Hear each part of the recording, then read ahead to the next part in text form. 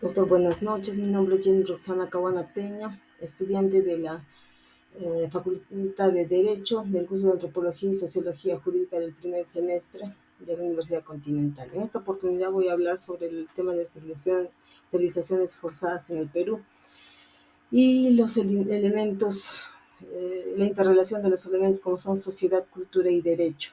Como primer punto a tratar, voy a hablar sobre el contexto histórico y político. En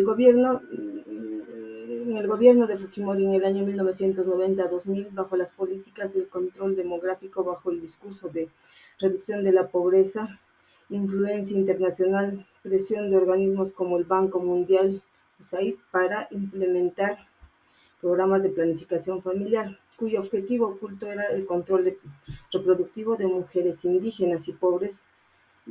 Ahí se veía básicamente lo que es la discriminación étnica y de clase, ¿no? Ya que dichas mujeres eran de sectores económicos pobres e indígenas, ¿no?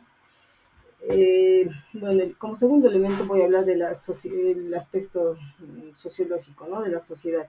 Las víctimas básicamente fueron mujeres rurales e indígenas, quechuas, ashánicas, población en pobreza extrema, que eran engañadas y presionadas con promesas de que les iban a dar alimentos o medicinas a cambio de realizarse dicho procedimiento.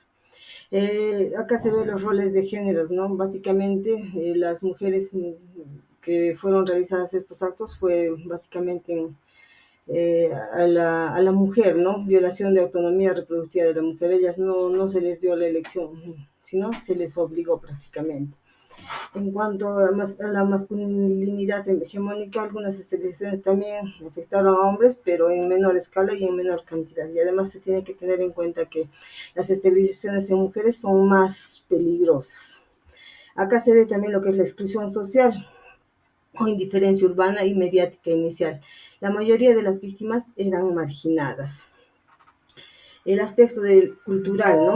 Acá se ve el racismo estructural o las víctimas pertenecían a grupos étnicos históricamente discriminados y marginados.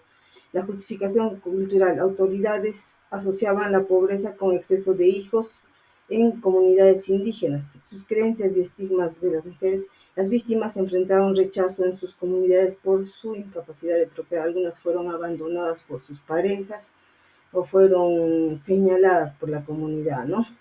El silencio impuesto, el miedo a hacer la denuncia debido a que no confiaban en la justicia o en la justicia del Perú, es la que no les hacía hacer la denuncia, ¿no?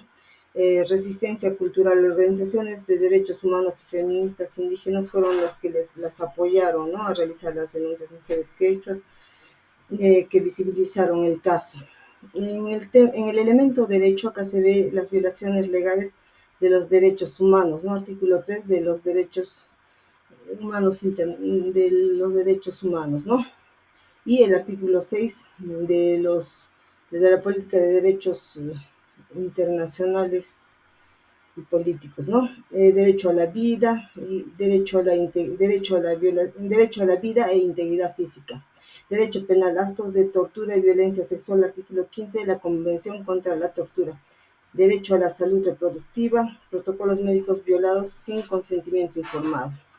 Impunidad, lentitud judicial. Los casos fueron archivados múltiples veces en nuestro Estado peruano hasta su reapertura en el 2021. Fujimori y cómplices tuvieron una condena internacional, pero limitada porque la justicia del Perú es lenta y no es eficaz. Reparaciones, deudas pendientes, indemnizaciones insuficientes y falta de reconocimiento a dichas mujeres, que hasta ahora se sigue luchando eso, ¿no? Bueno, las interrelaciones cruzadas que encontramos acá son en cuanto a sociedad y cultura. Por ejemplo, el machismo y el racismo en el Perú normalizaron la violencia contra la mujer. La interrelación de cultura con derecho, acá se ve que la discriminación cultural facilitó la omisión estatal, ¿no? Y el otro sería el derecho y la sociedad, ¿no? La falta de acceso a la justicia perpetuó la exclusión. Bueno, este es un caso muy bonito e interesante, ya que acá se puede ver que no se ha hecho caso a las mujeres, ¿no? Debido a que Antes había más discriminación y la justicia en el Perú es muy lenta, ¿no? Se han violado muchos derechos. Gracias.